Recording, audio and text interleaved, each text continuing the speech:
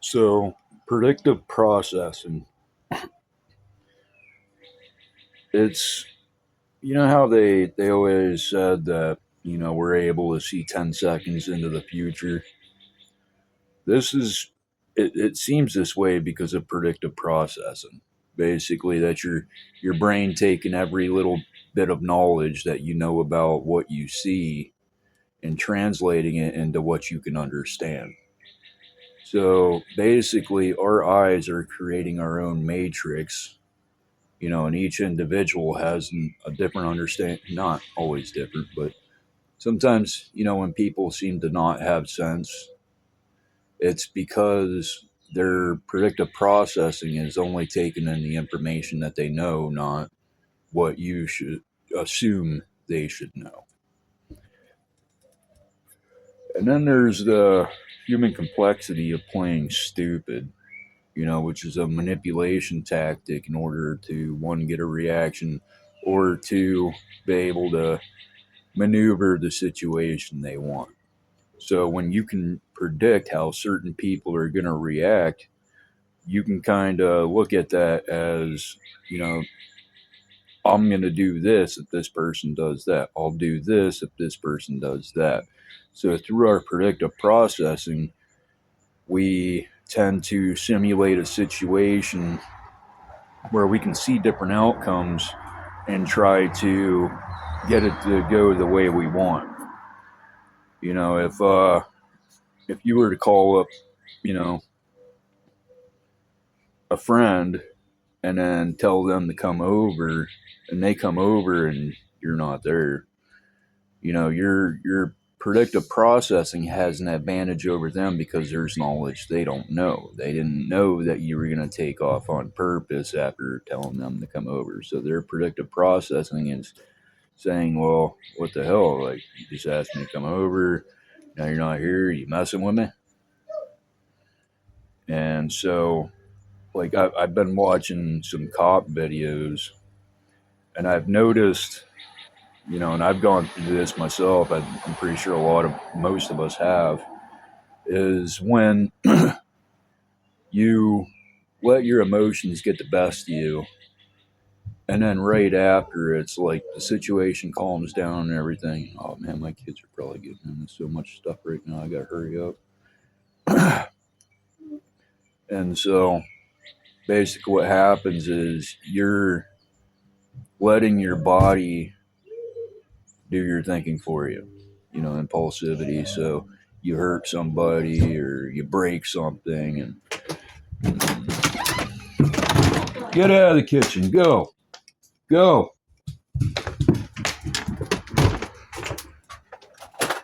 And so as you're trying to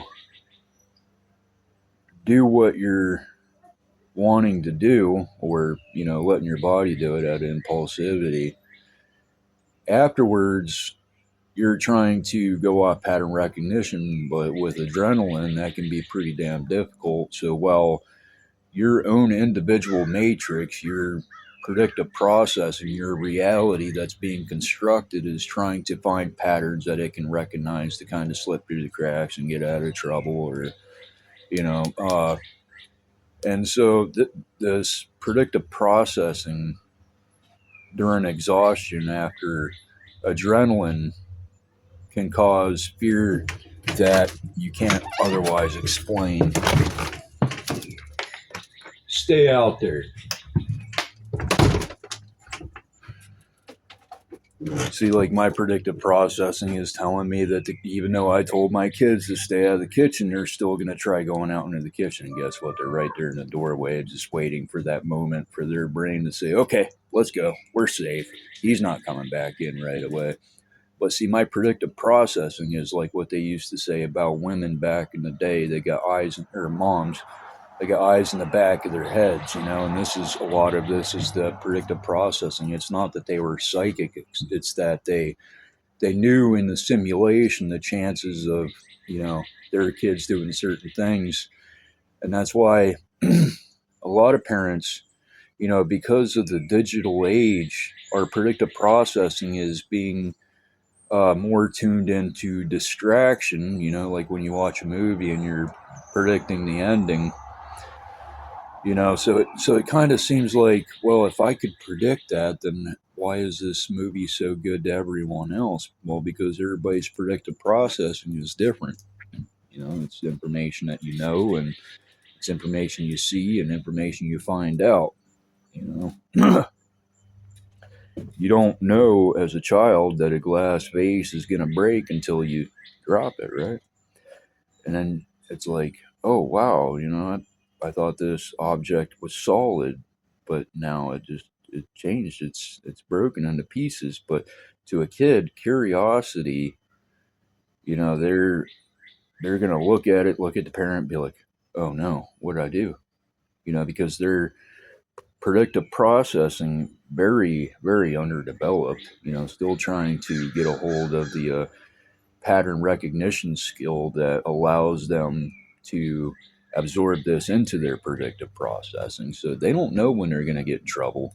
So that's why a lot of times they don't understand why they got in trouble, is because they're underdeveloped brain, underdeveloped predictive processing based on experience.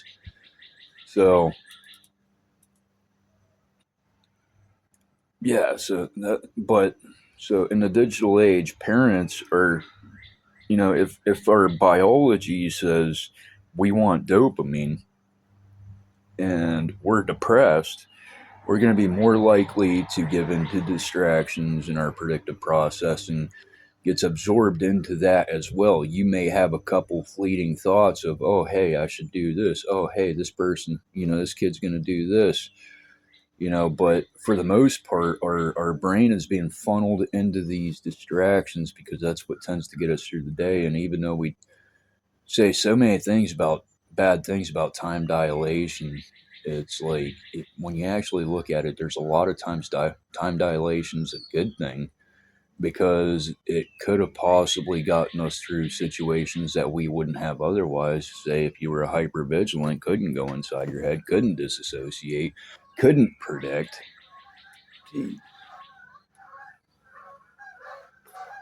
I could not imagine, like, I have the ability to be hyper vigilant, but I'm in my mind so much that I'm constantly constructing simulations rather than focusing on the external world, because I'm trying to predict I don't know what. But I do with my kids all the time. It's like, oh, I know they're doing this right now. Even my wife, it's kind of rubbed off on her quite a bit too over the years.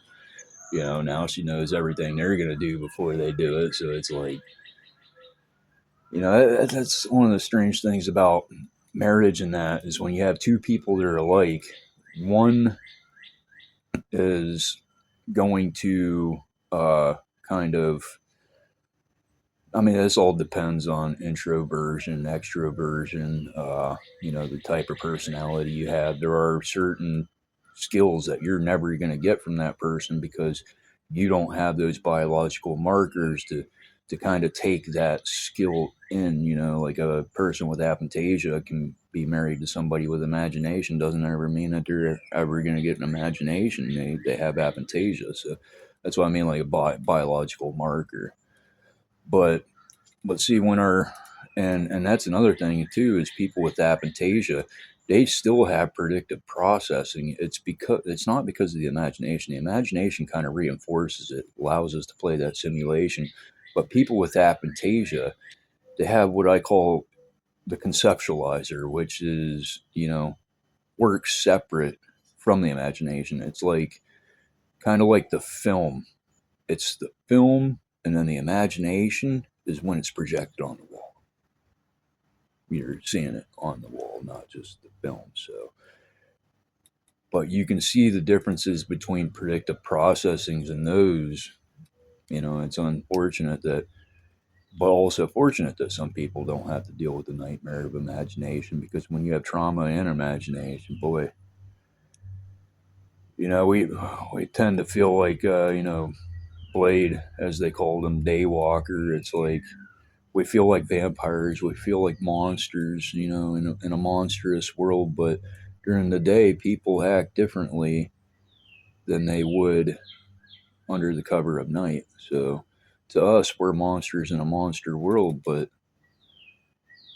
we're just seeing all this weird stuff happen. You know, so like we change our perspective from being depressed to being happy, and then we see something that just completely jolts our predictive processing, and our brain's trying to pull back to what makes sense, which is what I was talking about, the exhaustion after adrenaline, is that our reality is trying to reconstruct itself. And in that, we can, you know, if we know we're already in trouble, we can tend to be childish because our predictive processing isn't functioning right. You're in the contradiction of thinking, okay, something I don't want to happen is going to happen, and your brain's trying to pull every which way. You're coming up with these scenarios, telling lies, and even though your mind doesn't believe it, that's what, you know, when you turn your head and say something a specific way, it gives off a certain wave to a person's predictive uh, processing. That, okay, normally when people move their head just that angle, you know, get that look in their eye, they're lying. You know, that's our predictive processing because we've seen it before. But if you lived out in the woods, how you know, your entire life, how would you know that that was something that people did?